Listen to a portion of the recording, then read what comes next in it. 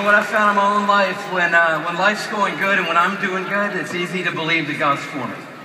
Right. But when life seems to fail me, or when I start to fail myself, or more when I know that I'm failing God, sometimes the enemy can get in there and make me start believing that God's not for me anymore.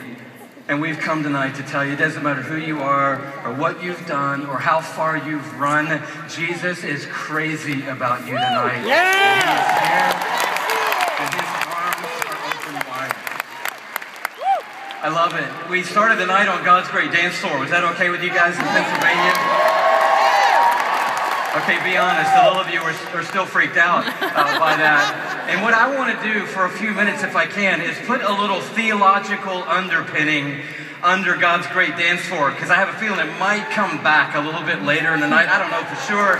I just want to put a little theology under it, because Chris and I have figured out when you put worship and the Word together, that's when the party really starts. And so I just want to open up the Word a little bit and put a little bit of the Word underneath that, because what's true underneath it all is a great story tonight.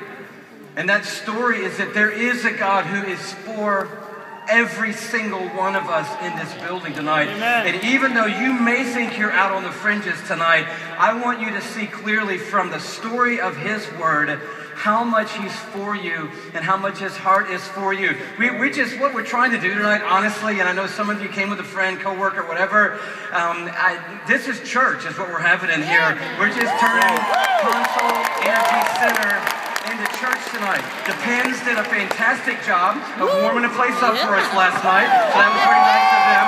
And now we're coming in and just taking over the thing with the presence of God and the story of God. And I'm telling you say, how do you know God's for me, Louie?